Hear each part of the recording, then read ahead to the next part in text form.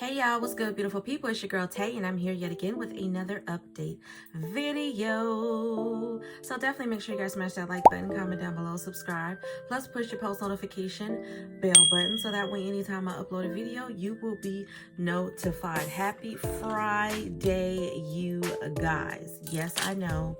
A couple of videos slipped through the cracks, but we're gonna make up for it, I promise. So we're gonna start off with some good news. I ain't gonna bore y'all with none of the little small talk, okay? So it seems as if the Biden administration has expanded on that public health emergency, which hopefully means that we're going to continue to get that emergency SNAP maximum benefits. From what I've seen, the extension goes up until I think January 11th of 2023.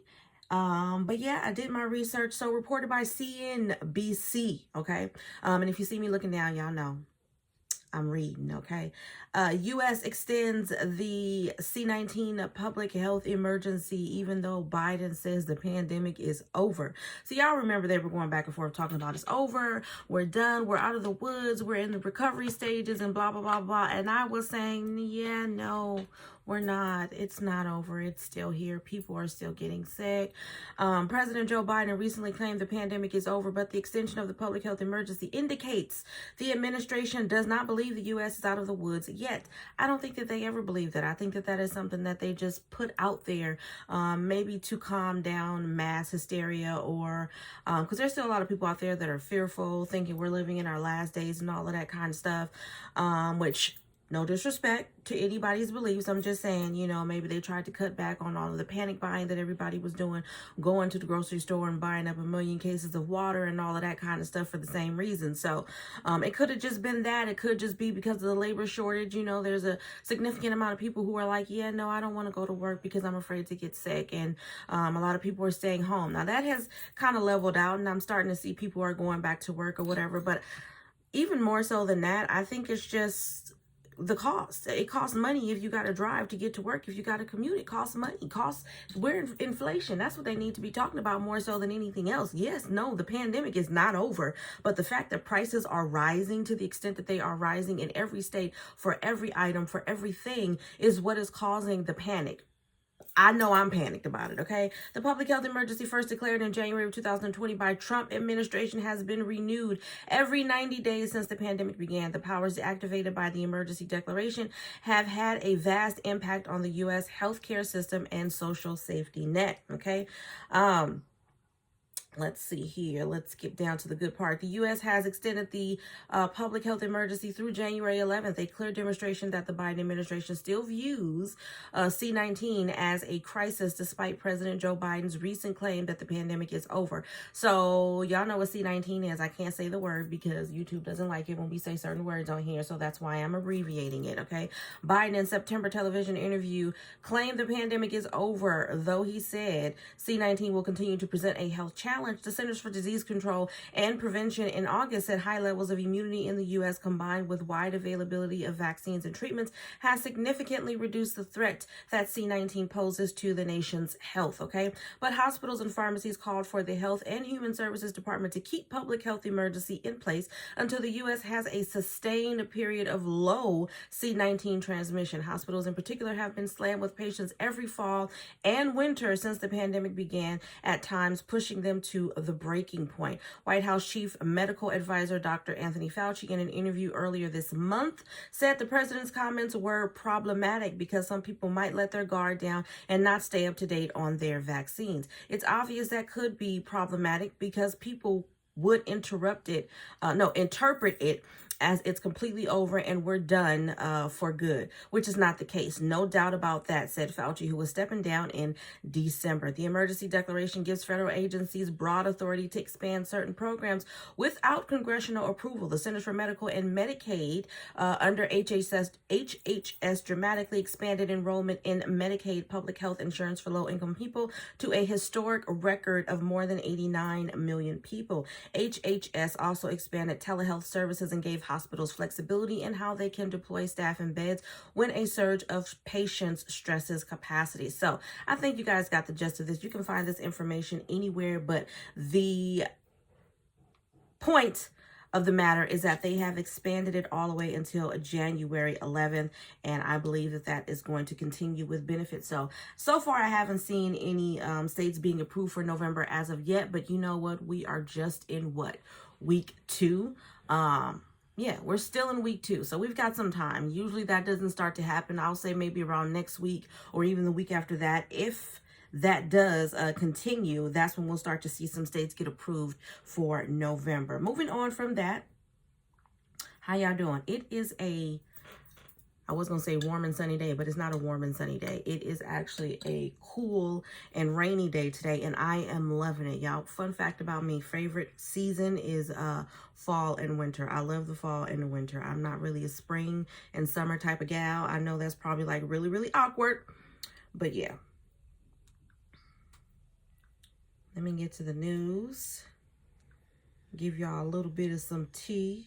Okay, so jumping back on to the student debt relief application, the Biden administration swears its online student loan forgiveness application can support a flood of borrowers seeking relief even after past hiccups. He says we can handle the traffic. Student loan borrowers got a first look at online debt relief application on Tuesday. Administration officials dismissed concerns that the site would not be able to handle the traffic. They also said the form will become live this month, but did not have an exact date. Millions of borrowers will soon be going to the same website to apply for student loan forgiveness, and the White House is confident the site will hold up. I'm a little bit confused by this because I know in a previous article when I talked to you guys about this, they were saying that for some, if you have federal loans of a certain criteria, that you didn't have to apply for this forgiveness, that it was going to be provided to you automatically, and there was nothing that needed to be done. I'm going to continue to look into that, and I'm going to contact, I think it's, no, what is it? Nelnet, one of them services, but I'm going to contact a couple of student loan providers, servicers, or whatever, and see what they're saying about this. Okay. On Tuesday, President Joe Biden's administration gave borrowers their first look at the application for debt cancellation that is expected to become available later in October. Senior administration officials told reporters on a press call that the form will be simple and straightforward, only requiring basic information from borrowers like name, date of birth, and social security number. But in the wake of several technical hiccups over the past few months, there are a number of questions with how smoothly implementation will roll out after Biden announced up to $20,000 in student loan forgiveness for federal borrowers making under $125,000 a year.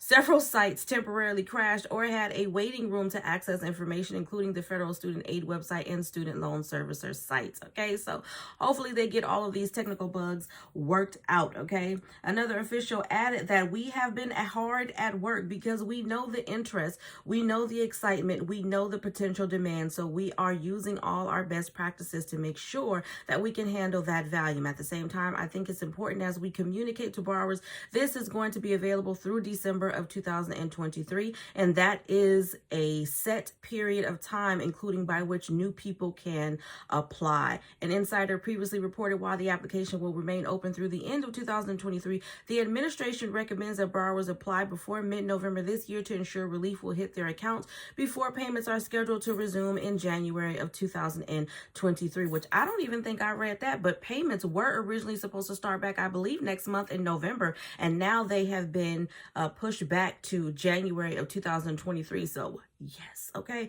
Additionally, according to the new details released on Tuesday, borrowers will need to use their federal student aid ID to apply for relief and will only need to submit documentation if they receive a request from the education department. While there is not yet an exact date for when the application will become live, the administration only said it will be available in October. All right, y'all let me know what y'all think. Y'all know I just graduated recently, so I'm a part of that crew. All right, let's see here. There was something else that I wanted to read to y'all, but I'm not sure where it's at.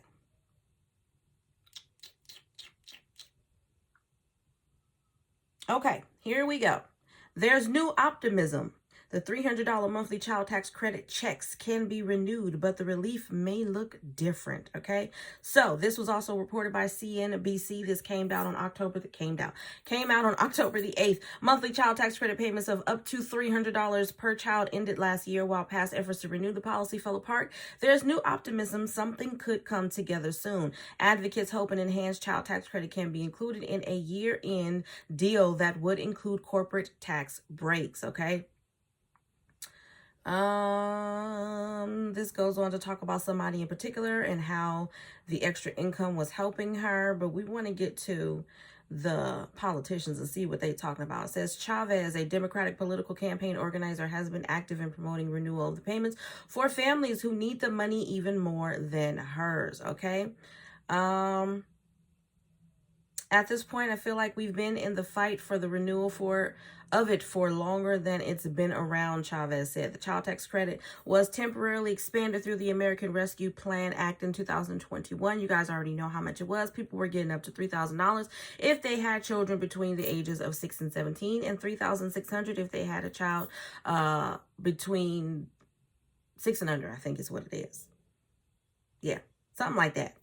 Y'all know what it was. Democrats had hoped to renew the more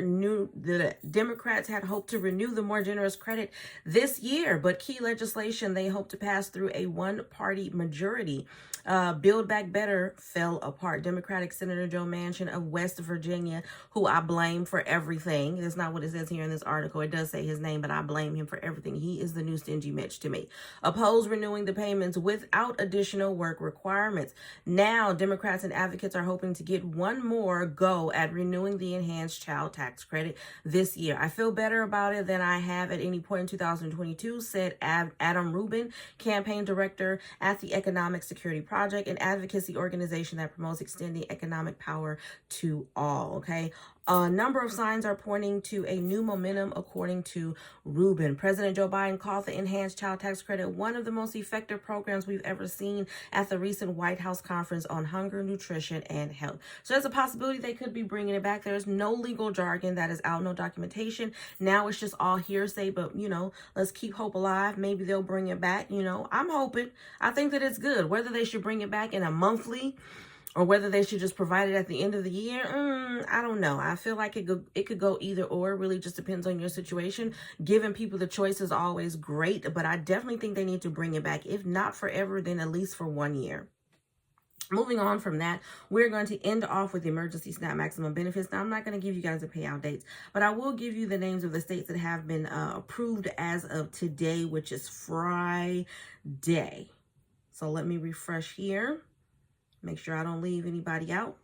All right, so for October, and no states have been approved for November, but as of October, emergency SNAP maximum benefits, we have Alabama, California, Colorado, Delaware, DC, Guam, Hawaii, Illinois, Kansas, Louisiana, Maine, Maryland, Massachusetts, Michigan, New Jersey, New Hampshire, New Mexico, New York, North Carolina, Ohio, Oklahoma, Oregon, Pennsylvania, Rhode Island, South Carolina, Texas, Utah, Vermont, Virginia, Virgin Islands, Washington, West Virginia, and Wisconsin. As always, you guys, I hope this information has been in some way helpful or useful to you guys in at least a little bit. Do me a favor if you haven't already. Don't forget to smash that like button because it really does help to let YouTube know that you like what I'm doing and you want me to stick around. Also, let's drop some blue hearts down below in the comment section. Let me know you made it all the way to the end of the video. I want to encourage you guys, as always, to check out the description box, as I will have some links for some of my favorite products and services and brands down there. And yeah, remember to live, love, elevate. You can find these shirts on my merch shop, which should be somewhere linked below this video. And as always, I'm going to say again, live, love, elevate, and I will definitely see you guys in the next video. Peace, y'all, and I will be seeing y'all tomorrow.